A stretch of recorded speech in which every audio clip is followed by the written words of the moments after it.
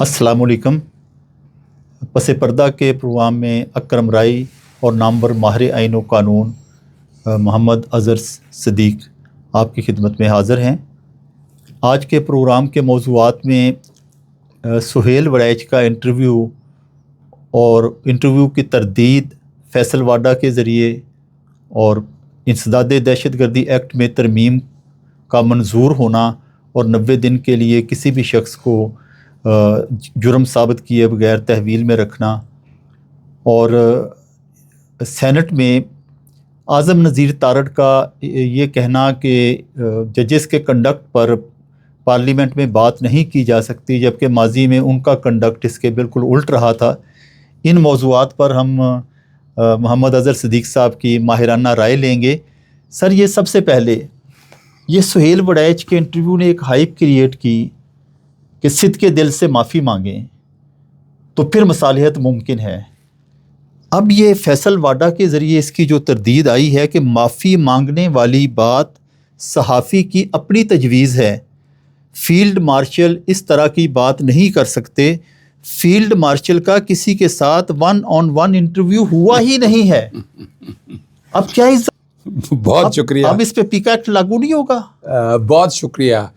आखिर में ऐसा हमने तो पहले दिन से ये बात कह दी थी। जी बिल्कुल ऐसा हमने तो कह दी था कि ये फील्ड मार्शल साहब के जो कुरानी आयात का हवाला किया, फिर जिस तरह की जो गुफ्तगू की, यानी मिसाल के तौर पर कि जनाब सिद्ध के दिल से माफ़ी मांग लें और ये सारी बातें ना, अगर ये सारा प्रोजेक्ट यानी प्रोजेक्ट इमरान खान, चलिए मैं आज आपको एक हकीकत बताता हूँ, बड़ी मज़ेदार बात आपके साथ। ये बात है 2023 की। 2022 में ही मुझे कुछ लोगों से मुलाकात हुई जो कि इमरान खान साहब के दौर में जनरल फैज़ साहब से मुलाकातें तो रहती थी। मैं ये कहूँ कि इस्टेब्लिशमेंट से मुलाकातें नहीं रहती थी जी। और उसके बाद चंद दोस्तों ने बड़ा वाज़ेह तौर पर ये बात कही कि इमरान खान ही रहेगा। बहुत से तरीके से अच्छा, वो मैं जो कि उन दिनों ईवान वज़ीर आज़म बड़ा आना जाना मेरा था, इमरान खान साहब से मुलाकात होती थी और जब तहरीक अदम एतमाद आई और उससे पहले बड़ी वजाहत के साथ चीज़ें रिकॉर्ड के ऊपर मौजूद जी। तो और तो एक चीज़ खुल के सामने आई ना, वो जब मेरे घर पेट्रोल बमों से हमला हुआ, फायरिंग हुई जी, मैं मुल्क से बाहर गया था बेटी के शादी के सिलसिले में जी। जब वापस आया तो इमरान रियाज के केस के हवाले से ना, जब मैं पेश हो रहा था अपना इनके पास चीफ जस्टिस अमीर भट्टी साहब के पास, उस्मान अनवराई जी पंजाब थे और बड़ा अरसा गुजार लिया उन्होंने यहाँ जी, और किस तरह उनकी प्रमोशन की रिकॉर्ड के ऊपर है। वो जब पेश हुए तो बड़ी लंबी चौड़ी बातों में मैं नहीं जाता, बड़ी लंबी बहस हुई। अल्टीमेटली एक कमेटी बनी, कमेटी में मुलाकातें शुरू हुई तो आउट ऑफ रिकॉर्ड उन्होंने कहा था कि जब तक प्रोजेक्ट इमरान खान मुकम्मल नहीं होता इमरान रियाज बाहर नहीं आ सकता।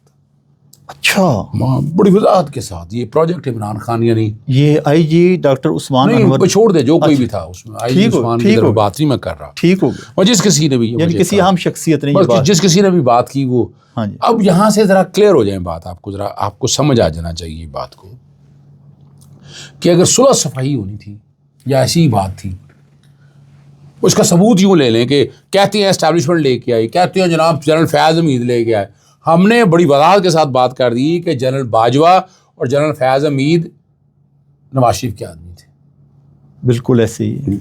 अब तो हमने कहा दे तो इन्होंने खुद एतराफ़ ख्वाजा आसफ ने आज राना सनाउल्लाह या इस तरह की ये बातें गुफ्तगू करते रहे, शर्मिंदगी की बात है। ऐसी आज बैठ के बेवकूफ़ बनाए कि जमहूरी, कौन सी जमहूरियत की बातें करते हैं, ये तो कवर अप है। देखा ना यहाँ बैठकर। तो ये समझने की बात है ये सारी बात कि ये हमने उस वक्त भी कहा था कि ये ऐसा नहीं है और अभी तक देखें ये जो तरदीद हुई है सर, ये चपेड़ नहीं, बहुत बड़ी चपेड़ है और उसे असूली हमने तो कहा ना माफ़ी मांगने का, बिल्कुल तो माफ़ी मांगने का टाइम हो जाता है ना।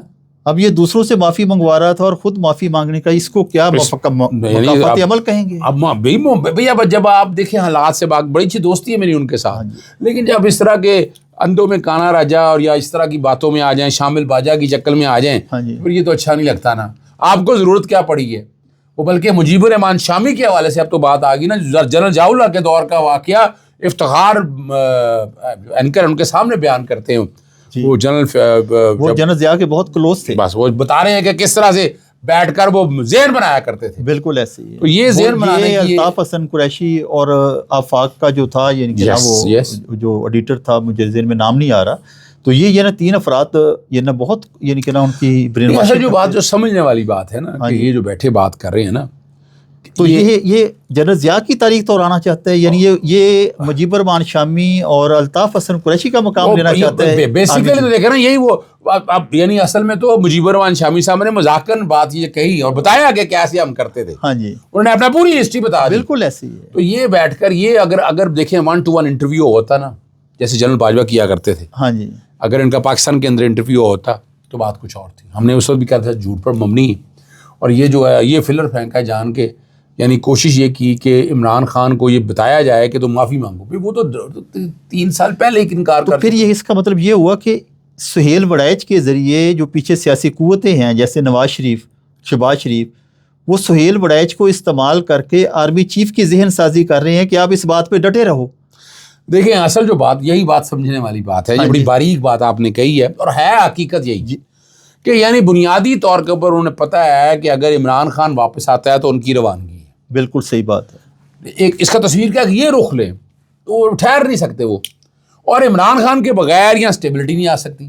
یعنی آپ سارا کچھ کر کے دیکھ لیا, اسٹیبلشمنٹ کے سارے کارڈ ختم ہو گئے. تو یہ دیکھیں اس کو 2 رخ میں دیکھنا ہے. ایک تو سیاسی لوگوں نے, دوسرا ہو سکتا ہے اسٹیبلشمنٹ نے بھی یہ بات کسی نہ کسی طریقے سے انڈائریکٹ طریقے سے کہلوائی ہو کہ اس کا ریئیکشن کیا آتا ہے, عوام پہ ریئیکشن کیا آتا ہے اور عمران خان پہ ریئیکشن کیا آتا ہے. ریئیکشن اتنا سخت آیا کہ وہ یعنی وہ اب سہیل وڑائچ بیچارے ہمارے دوست سے ذلیل ہو کے رہ گئے سارے معاملے کے اندر. تو فیصل واڈا جو ہے وہ اکثر زبان تو آپ کو پتہ ہے انہیں کی بولتا ہے اسٹیبلشمنٹ کی, جیسے فیصل محسن نقوی صاحب بات کرتے ہیں تو یہ زبان جو بات کہہ کے کہہ دی ہے, لیکن یہ ان کو اسٹیبلشمنٹ کو کہنے کی ضرورت نہیں ہے, چونکہ عمران خان کبھی بھی معافی کا طلبگار نہیں ہے. میں کئی دفعہ ملا ان سے, بڑی دفعہ ذکر ہوا ہے, اور ہم کہہ بھی چکے ہیں کبھی نہیں مانگے. سوال ہی پیدا نہیں ہوتا کہ عمران خان, دیکھیں اب ایک آئیڈیل ٹائم تو اعتراف جرم ہے. یہ اگر حقیقتاً دیکھا جائے اپنا سہیل وڑائچ بری طرح پھنس گئے ہیں, انہیں اب میرا خیال ہے ایک تو کالم لکھنا بند کر دینا چاہیے سارے مسئلے کے. درست, ان کی کریڈیبلٹی جو ہے وہ پہلے بھی اس کا جواب کچھ نہیں دے سکیں گے نا کہ ایک تو 1-to-1 ملاقات نہیں ہوئی, اور ایسا یہ بات جو بات ہی نہیں کی وہ بھی جھوٹ نکلی, بات ہی ختم ہو گئی. اور وہ فرشتے والی بات وہ تو ہم نے اس سے نہیں کہہ دیا تھا کہ قرآن پاک کی آیت میں تو وہ فرشتوں نے تو حکم عدولی کی نہیں تھی. جب فرشتوں نے حکم عدولی نہیں کی تو انہوں نے معافی بھی نہیں مانگی. تو پھر وہ فرشتے یہ نہ وہ جو کہا کہ جنہوں نے معافی مانگی وہ فرشتے رہے. فرشتے تو ویسے ہی گناہ سے پاک ہیں, حکم عدولی سے پاک ہیں, وہ تو اللہ تعالیٰ کی ہر وقت یہ نہ ثنا و تحمید کرتے ہیں اور اللہ تعالیٰ کی حمد و ثنا کرتے ہیں. تو یہ اس نے ان کے ساتھ بھی گناہ منسوخ کر دیا. حقیقتاً جو بات ساری ہے نا, بات بڑی واضح ہے اب D G I S P R سے کوئی نہ کوئی اسٹیٹمنٹ آنے کا انتظار کریں. بالکل آگے چلتے ہیں باقی بات.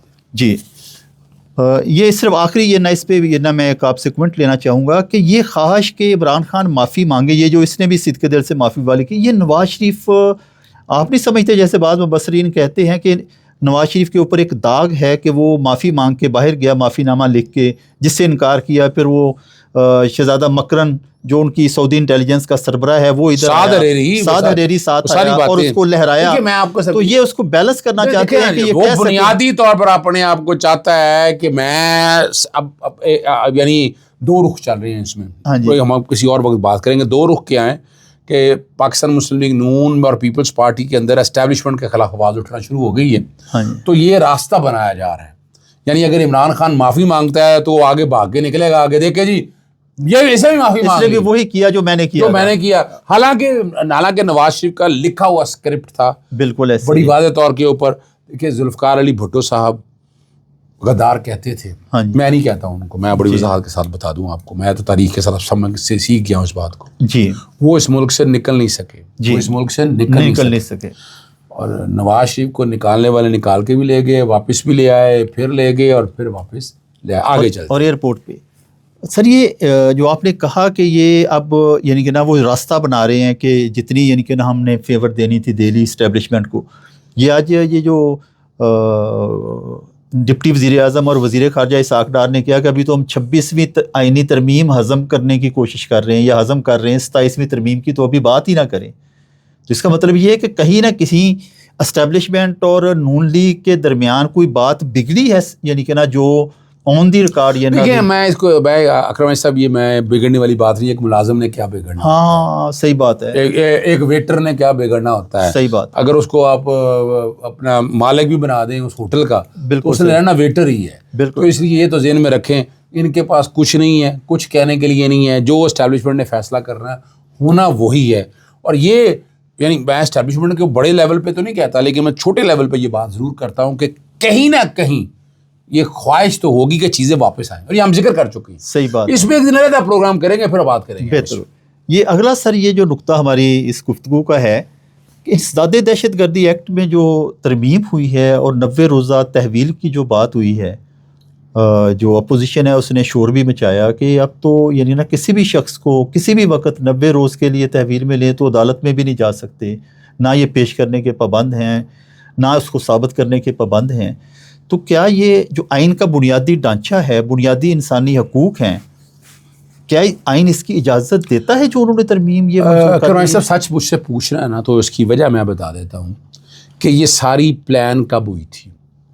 یہ پلان تب ہوئی تھی جب لاہور ہائی کورٹ نے نظر بندی کے آرڈرز پر عمل درآمد روک لیا تھا، اور میں نے اس وقت آرگومنٹس یہ کیے تھے کہ آپ کے پاس انسداد دہشت گردی کا قانون ہے، اگر کوئی بہت ہینیس کرائم کرتا ہے تو اسے انسداد دہشت گردی کے تحت نظر بند کیا جا سکتا ہے۔ اب یہ سارا پلان یہ جو ہم سوچے نا مسنگ پرسن کے حوالے سے سوال ہی پیدا نہیں ہوتا، یہ مسنگ پرسن میں دیکھ لیں گے کتنے کے لوگ، یہ پولیٹیکل انجینئرنگ ہے، یہ سیاسی انجینئرنگ کے لیے استعمال ہونی ہے۔ یعنی پہلے ابھی آپ بتائیں کھانسنے پہ بات کرنے پہ صحافیوں پہ دہشت گردی کے پرچے درج ہوئے ہیں؟ کبھی نہیں ہوئے پہلے اس دور کے ہوئے نا درج، ہاں جی ہوئے نا درج۔ تو جب وہ سارا آپ کے پاس قوانین ہے، آپ نے لوگوں کو لے کے کیا کرنا ہے یہاں مجھے یہ بتائیں، یہ حراست میں لینے کا مقصد کیا ہے؟ بالکل صحیح بات، ریاست میں لینے کا مقصد یہی ہے کہ شخصی آزادیاں ختم کرنی ہے۔ کیا کرنی ہے؟ بولنے کی، سہنے کی، سونگنے کی، اور جو آئین کے تحت گارنٹی شدہ ہے، آرٹیکل 1919 کی خلاف ورزی ہے نا، تو یہ زبانیں بند کرنی ہے کہ ایک بندہ بول رہا ہے، جیسے میں ایک بات کر رہا ہوں، ہمارے یہاں کئی اینکر حضرات یا صحافی حضرات بات کرتے ہیں تو جوڑنے میں دیر لگتی ہے، یا اب یہ ان کے پاس جناب وہ افغانستان کی قسم برآمد ہو جائیں گی، یہ یاد رکھیے میری باتیں، میں بتا دوں آپ کو، یہ نہیں تو وہ سی سی ڈی والا آئے گا وہ جناب یہ تو وہ لاجسٹک رپورٹ وہ دیتا تھا، تو یہ ڈرامے یعنی یہاں تو دیکھیں یہاں پر آپ بنانا چاہتے ہیں نا تو اس کا طریقہ کار بڑا واضح ہے، آپ نے نظر بندی کے قانون میں دیا کہ نظر بندی کو توسیع کرنی ہے تو پورا ایک پروسیجر دیا ہوا ہے، بالکل ایسے ہی آپ نے آگے لے کے جانا ہے، آگے رکھنا ہے، پھر چیزوں کو آگے لے کے جانا ہے، پھر تو سمجھ میں بات آتی ہے، بالکل، لیکن اس طرح سے نہیں ہو سکتا جس طریقے سے آپ لے کے جا رہے ہیں، اس سے 90% پولیٹیکل انجینئرنگ ہوگی، سیاسی انجینئرنگ۔ اب جو ہے نا نظر بندی اب کتنا کرنا ہے، 144 کا کیا نفاذ کرنا ہے، اب لوگوں کو روکنے کے لیے اب دیکھ لیا کہ وہ اگر تھوڑی دیر بند بھی رہتے ہیں باہر آ کے پھر بولتے ہیں، ایسے ہی پھر بات کرتے ہیں۔ سر یہ جسٹس باقر نجفی یہ جسٹس باقر جو ہیں جنہوں نے قاضی فائز عیسیٰ کو یہ نہ نکالا تھا اس ریفرنس والے سے، اور منصور شاہ اور کچھ اور لوگ، یہ کئی کیسز کے مقدمات نیب کے کیسز میں لکھا جی کہ نیب کے ذریعے پولیٹیکل انجینئرنگ ہو رہی ہے، تو اب کیا اس ایکٹ کے ذریعے پولیٹیکل انجینئرنگ نظر نہیں آتی ان کو؟ دیکھیں وہ بہت یہ ٹرم مشہور ہوئی تھی، نگران وزیر اعلیٰ سندھ رہے ہیں، دیکھیں یاد رکھیے گا جی وہ سندھ کے وزیر اعلیٰ بھی رہے ہیں، وزیر اعلیٰ جو رہتا ہے نا نگران وزیر اعلیٰ وہ اسٹیبلشمنٹ کا آدمی ہے، وہ انڈیپینڈنٹ آدمی ہے ہی نہیں، میں تاریخ ہی بتا سکتا ہوں، صحیح بات، اٹھا کر اگر آپ دیکھ لیں جتنے الیکشن ہوئے ہیں، جتنے نگران وزیر اعلیٰ ہیں، نجم سیٹھی کی بات کر لیں، محسن نقوی کی بات کر لیں، جتنے بھی لوگ آئے چاہے ہمارے سابقہ چیف جسٹس اپنا سپریم کورٹ کے جتنے بھی آپ آئے ہیں نا وہ اسٹیبلشمنٹ میں جیسے گورنر رہے یا جو کچھ بھی رہے ہیں نا، تو یہ بیمار تھے، اٹھ نہیں سکتے تھے، یہ ذہن میں رکھ لیں کہ وہ جو ہے نا بہت ساری پولیٹیکل انجینئرنگ وجہ یہ تھی کہ اب اگلا کارڈ کھیلنا تھا، نیب کو ختم کرنا تھا، نیب کو ختم اس لیے کرنا تھا کہ کرپشن کے جو لوٹ مار ہو گئی ہے وہ وائٹ ہو جائے گی، وہ وائٹ ہو گئی، آج ختم ہو گئے سارے کیسز، اور جو بول رہے تھے ان کا گلا دبانے کے لیے یہ والی ترمیم آ گئی، دیکھا نا جو سمجھانا انسداد دہشت جو سمجھانے والی بات ہے، ایون فیلڈ کے ثبوت آئے آج تک نہیں آئے، ون ہائیڈ پارک کیا ہے، بالکل نہیں آئے، عمران ملک ریاض کو پکڑ لیا آپ نے، وہی وہ 38 ارب کی جائیداد آپ نے 50 ارب میں کیوں بیچی؟ اس پہ بات نہیں کرتے, وہ اس پہ نہ عدالتیں بات کرتے اور نہ ہماری پاکستان تحریک انصاف کے دوست اب بات کرتے ہیں, بیک فٹ پہ کھیلتے ہیں. ابھی عدالتوں کے سامنے آ کے کھیلو یار. بالکل صحیح بات. یعنی آپ عدالتوں سے ڈرتے کیوں ہیں؟ یہاں جو عدالتوں سے ڈرنے والا جو پروسیس ہے یہ غلط ہے, میں نہیں مانتا اس بات کو یہ جس طرح بھی کر رہے ہیں. تو اب یہ جو ترمیم جتنی آئی ہے نا, اس کا مقصد بڑا واضح آپ کو بتا رہا ہوں, اور آنے والے دنوں میں ہم انشاءاللہ اس کو چیلنج بھی کریں گے. اور پیکا ایکٹ کے تحت یہ نہ وہ کوئی 450 کے قریب اسلام آباد press club, national press club کی خواتین, وہ ایک میاں بیوی دونوں صحافی تھے, طلاق ہوئی تو اس نے یہ نہ مطالبہ کیا, وہ جو یہ نہ عہدے دار ہے نیئر, کہ یہ نہ اس کی رکنیت خارج کیجیے. اس نے کہا طلاق کا یعنی کہ نا پریس کلب کی رکنیت سے کیا تعلق ہے. اس نے یہ نہ وہ درخواست دے دی, درخواست یہ نہ منظر عام پر نہیں لائی گئی. اب وہ ساری یعنی کہ نا خواتین صحافیوں کے خلاف مقدمہ درج کر لیا گیا. میں بتاؤں آپ کو, یہی میں صحافی برادری کو کہتا تھا, میری صحافی برادری نا اکٹھے ہو کے اٹھی نہیں اس وقت پیکا قانون کے تحت. آج آپ کو پیکا کی بات تھوڑی سی چھیڑ لی ہے نا آپ نے, تو چلتی ہیں لے کر. نہیں, صحافی برادری نہیں اٹھی, یا صحافیوں کے جو لیڈر ہیں وہ کمپرومائز. صحافی برادری نہیں اٹھی اس طرح سے اٹھ رہی ہے کمپرومائز. میں اس کی تاریخ بتانے لگا. جی, عمران خان کے دور میں ہم نے آن لائن ایک رولز بنے تھے, اور اس سے سوشل میڈیا کو کنٹرول کرنے کے حوالے سے وہ چیلنج ہوئے اسلام آباد ہائی کورٹ میں. جسٹس ستر ملنا نے سارا سیٹ اسائڈ کر دیا. ایسے ہی ہوا, بڑی مزیدار بات بتا. بالکل ایسی. میں بھی وہاں پیش ہوتا رہا ہوں جی, اور میں بھی چاہ رہا تھا کہ یہ رہے. جی, لیکن سیٹ اسائڈ. جب یہ حکومت آئی نا, اپیل فائل کی FIA نے اس کی, جب یہ حکومت آئی ان کی بدنیتی دیکھے انہوں نے آتے ہی وہ اپیل واپس لے لی. اچھا. اور اس وقت صحافی برادری بڑی خوش ہوئی. میں نے کہا یہ چال ہے بہت بڑی چال ہے. یعنی پیکا کے تحت جو ترمیم آئی ہیں, بتائیں ذرا کتنے دہشت گرد پکڑ لی ہیں آپ نے پیکا کے تحت؟ کتنے ایسے لوگ پکڑ لی ہیں کہ جو آ کر اپنا یہ ظلم اور زیادتی کر رہے تھے؟ مجھے یہ بتا دیں آپ کتنے لوگ ہیں. سارے کے سارے سیاسی لوگ ہیں. صحافی پکڑے گئے ہیں, وکلا پکڑے گئے ہیں, بہت سے لوگ سارے پروسیس کے اندر پکڑے گئے ہیں, اور اتنی زیادتی ہوئی ہے ان کے ساتھ ساروں میں. اور اب صحافی برادری کو یہ سوچنا چاہیے کہ یہ اگر اس طرح کے پرچے ہو سکتے ہیں نا, یعنی ان پہ ہو گئے ہیں تو پھر کون یعنی یہاں آ کر بیٹھ کر اس کے خلاف بڑا سخت لائحہ عمل لینا چاہیے. افضل بٹ صاحب دوست ہیں میرے. ویسے تو 2 گروپ ہیں یہاں پر, رانا عظیم ہیں اور اعظم چوئس صاحب ہیں ادھر, افضل بٹ صاحب ہیں, ارشد انصاری صاحب ہیں. یہ 2 گروپس ہیں یہاں. میری دوستی یار دونوں گروپس کے ساتھ ہے, اور کئی کیسز میں پیکا کے تحت میں لے کر گیا ہوں. تو میں گروپس کا, میں تو اصولوں پہ چلتا ہوں بات, اور میں اس وقت بھی کہتا کہ سارے معاملے کو سختی سے لینا چاہیے. یہ کیس کچھ نہیں ہے. میں تو خود وکٹم ہوں سر, میرے اوپر یہ نا مقدمہ ہو گیا سورس رپورٹ کی بنیاد پر, ڈیجیٹل ٹیررزم کا. سر آپ نے ہی یعنی کہ نا وہ اس مقدمے سے جان چھڑوائی. وہ تو اگر یہ نا میرے جیسا آدمی جو یہ نا پاکستان کی نظریاتی سرحدوں کے دفاع کے لیے ایک آپ کے ساتھ مل کے ایک بے لوث سپاہی کے طور پر یہ نا جنگ لڑتا رہا ہے نظریاتی سرحدوں کے دفاع کی, تو اگر میں اس کی لپیٹ میں آ گیا ہوں تو جو یعنی کہ نا وہ بہت کچھ اداروں کے خلاف کہتے ہیں جن کے خلاف میرے یہ نا درخواستیں. سر یہ چھوڑیں اس بات, اگر چھوٹی سی بات یہی لے لیں, یہاں جو PTV کے اندر صحافی ہیں یا مسلم لیگ نون کے جو کرتا درد ہے, ہاں جی, پسندیدہ صاحب, نام لینے کی ضرورت ہے, ہاں جی, ان کے خلاف کو پیکا درج ہوا. اگر اتنا ہی شوق ہے آپ کو, ہاں جی, اگر پیکا کے قانون کا اتنا ہی آپ کو دھیان رکھنے کا شوق ہے, کتنے کے پرچہ درج کر لیا. اور ان کے یوٹیوب چینلز پہ مواد موجود ہے, ہر چیز موجود ہے, ریکارڈ کے اوپر موجود ہے. بالکل ایسے ہی. کتنا کو پکڑ لیا. تو یہ چھوڑ دیں, یہ بھی پولیٹیکل انجینئرنگ ہے, یہ بھی سیاسی انجینئرنگ ہے. اور سیاسی انجینئرنگ اب یعنی ایک ظالم اور طاقتور فرعون جب آئے, فرعون وقت کا جب ہو نا, تو وہ پھر یہی کرتا ہے. حکومت یہ فرعونوں کی ہے, اور یہ کوشش ان کی یہی ہے کہ زبان بند کر دیں, کوئی بات نہ کرے, کوئی احتجاج نہ کرے. اور اس کے لیے جتنے محکمے بنائے ہیں, CCD لے لیں آپ, پیرا لے لیں, پیرو لے لیں, رائٹ فورس لے لیں, جو دنگا فساد روکنے کے حوالے سے, وہ سب اسی طرح ہی ظلم ہوتے رہیں گے. اور لیکن عوام نہیں اگر اٹھے گی, ہم تو عدالتوں میں آواز اٹھا رہے ہیں اور اٹھاتے رہیں گے. سر یہ جو ایک آخری نقطہ یہ ہے کہ بڑی مزیدار بات ہوئی ہے کہ جب چیف جسٹس عمر عطا بندیال نے الیکشن کروانے کے کہ 90 روز کے اندر اندر جو ہے وہ الیکشن ہونے چاہیے, آئین کی یہ ایک مینڈیٹری یعنی کہ نا دفعہ ہے, تو اس کے خلاف یعنی کہ نا بڑے یہ نا قومی اسمبلی میں سینٹ میں تقاریر ہوئی. اس میں یہ جو موجودہ اسپیکر ہیں یہ بھی ان مقررین میں شامل تھے جو آئین کے آرٹیکل 68 کی خلاف ورزی میں نام لے کر تنقید کرتے رہے. اگر یہ نا میں یہ تھوڑی سی یعنی کہ نا ایک ان کی آواز سنائیں. ہاں ان کا یہ نہ ارشاد آپ سنیں تو آپ حیران ہو جائیں گے. یہ ذرا سنیے ذرا کہ اسپیکر قومی اسمبلی ایاز صادق صاحب کیا فرما رہے ہیں.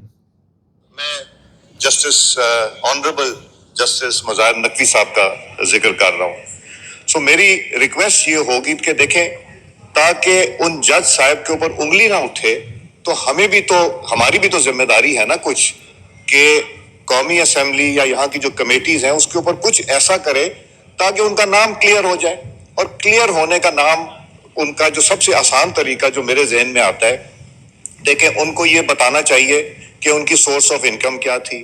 انہوں نے 11 کروڑ کا یا 11.5 کروڑ کا ایک پلاٹ خریدا, اس کی مارکیٹ ویلیو کیا ہے, اس پہ انہوں نے ٹیکسز کتنے دیے, اس کے اوپر جو کنسٹرکشن کر رہے ہیں وہ پیسے کہاں سے آئے, یہ ساری چیزیں پتہ کرنی تاکہ انگلی نہ اٹھائی جائے جج صاحبان سے. بہت ہی معذرت ہے. یہ یعنی کہ نا یہ اسپیکر صاحب کہہ رہے ہیں سیم اسی طرح خواجہ آصف جو ہیں, صرف ان کا صرف ایک آواز میں سنوانی ہے, لمبی بات نہیں کروں گا. اس وقت جو سہولت کاری جو ہے پی ٹی آئی کی 3 جج کر رہے ہیں, 3 جج, ہمیں ان کا کوئی فیصلہ منظور نہیں ہے. کوئی فیصلہ منظور نہیں. بس زبردست, چھوڑیں ہم آپ اس کا جواب میں دیتا ہوں. جی یہ بہت ضروری پوائنٹ ہے. اب اس وقت آرٹیکل 68 سو گیا, سمجھنے والی بات ہے نا. رضا ربانی صاحب آج آرٹیکل 68 پہ بول رہے ہیں. آج جی انہوں نے باقاعدہ ایک پریس ریلیز جاری کی ہے, اسٹیٹمنٹ جاری کی ہے. انہوں نے کہا کہ پارلیمان کی آزادی ہے. جی دیکھیے ججز کے کنڈکٹ کے حوالے سے جو ہے نا, یہ دوہرا رویہ جو رکھا ہوا ایگزیکٹلی, یہ ڈبل سٹینڈرڈ ہے ان کا. محسن نقوی کا تو سوری اس کا مظاہر نقوی کا تو یاد آ گیا. جی قاضی فاضل صاحب کا ابھی تک منی ٹریل دی نہیں دی, بالکل نہیں دی. جواب دینا یہ پارلیمنٹ, بالکل جواب دینا. اب ایاز صادق صاحب, بالکل خواجہ آصف جواب دینا اس بات کو. وہ لندن فلیٹس کہاں سے خریدے گئے؟ میرا ایک طریقہ کار تھا, میں اس وقت بات کرتا تھا کہ ججز کے کنڈکٹ پہ بات نہیں ہونی چاہیے, بالکل نہیں ہونی چاہیے. لیکن میں وقت کے ساتھ میں سمجھتا ہوں کہ اس کو لمٹائز, یعنی آپ ان کی ملائن نہ کریں ان کو, جی باقی باتیں نہ کریں, لیکن یہ سوال تو اٹھنا چاہیے نا. جی یعنی نہ نیب نے پوچھا قاضی فائز سے, یعنی آپ نے اب آپ چونکہ آپ کی سارا آپ کے پاس آ چکا ہے نا, ججز کی اپوائنٹمنٹ سارا پروسیس آپ کے پاس آ گیا, ہر چیز آپ کے پاس آ گئی. جو جوڈیشل کمیشن کی جو ساخت ہے وہ حکومت آ گئی ہے. ججز آپ نے پکڑنے ہیں, آپ نے نکالنے ہیں, ایسے ہی ہے. اب مصیبت یہ پڑی ہوئی ہے, سپریم جوڈیشل کاؤنسل اٹینڈڈ ہو چکی ہے, سارا کچھ نہیں رہ گیا اس کے سامنے. اب ان کے مصیبت یہ پڑی ہوئی ہے کہ ججز کے بارے میں بات ہوئی تو سارا بانڈا کھل جائے گا. ایسے ہی ہے. آئینی بینچ نے اب تک 3 فیصلے کیے ہیں, مختصر فیصلے دیے ہیں. میں ان میں جانے کی ضرورت نہیں, ٹھیک ہو گیا, کہ اس کی پوزیشن کیا ہے. ایسے ہی ہے. آپ اگر اس کو سمجھے سامنے رکھ کر اگر آپ دیکھیں تو حالت کیا رہ گئی, کچھ نہیں رہ گیا ان کے پاس. ایسے ہی باتیں بڑی باتیں کی, بہت شور ڈالا انہوں نے. اور آج تو موقع ہے اس پارلیمان میں جتنے ججز ہیں سب کا کنڈکٹ کے بارے میں گفتگو ہونی چاہیے. ان کے گھر کے معاملات یا باقی چیزوں میں میں شاید اتفاق نہ کروں, لیکن جو ان کا طریقہ کار ہے, جس طرح یہ آج سوال پوچھا جائے نا کہ آپ 26ویں آئینی ترمیم لے کے آئے, بتائیں نا ذرا کہ کیا ہوا, عام آدمیوں کے کتنے کیس انصاف پہ ڈیسائیڈ ہوئے. یعنی آپ نے آئینی بینچ لے کے آئے, 10 مہینوں میں کارکردگی کیا ہے. صحیح بات. اور جو آپ نے ہیرے چنے ان ہیروں نے کیا ہے. بالکل یعنی یہ اب بیٹھ کر یہ اس طرح کی باتیں کریں.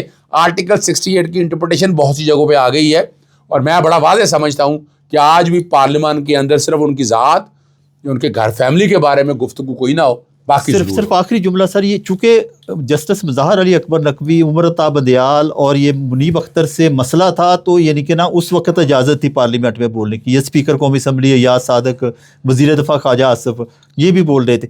آج چونکہ وہ جو ججز ہیں ان کے پسندیدہ ہیں, آج بولنے کی اجازت نہیں, آج ان کو آرٹیکل 68 یاد آ گیا. بس وہ آئین پڑھانا پڑے گا ان سب کو. آئین کا یا تو ترجمہ, آپ انگریزی میں ہے نا آئین, ہمیں بھی شاید اتنا نہ آتا ہو, اردو میں بھی. یہ فارسی, پشتو, سندھی, سرائکی, بلوچی میں ہونا چاہیے تاکہ یہ سب سمجھ سکیں. یہ آج پس پردہ کے پروگرام کا اختتام کرتے ہیں انہی الفاظ پر کہ اب آئین جو ہے اس کا اردو زبان اور علاقائی زبانوں میں ترجمہ کروا کے ان ممبران قومی اسمبلی اور سینٹ کو بھی دینا چاہیے کہ یہ صرف اس کو اپنے مفادات کے لیے یہ نہ استعمال نہ کریں, بلکہ جو آئین کی روح ہے اس کے مطابق استعمال کریں. آپ کے فیڈ بیک کا انتظار رہے گا, آپ کی تجاویز کا انتظار رہے گا. آپ کی تجاویز کی روشنی میں ہم پروگرام میں ترمیم اور تبدیلی بھی کر سکیں گے. ہمارے چینل کو سبسکرائب کیجئے, اس کا شیئر کیجئے، اس کا بیل آئیکن آن کیجئے تاکہ یہ ہمارا یہ پروگرام زیادہ سے زیادہ لوگوں تک پہنچ سکے۔ اجازت دیجئے اکرم رائی کو اور نامور ماہر آئین و قانون محمد اظہر صدیق صاحب کو۔ خدا حافظ۔ السلام علیکم۔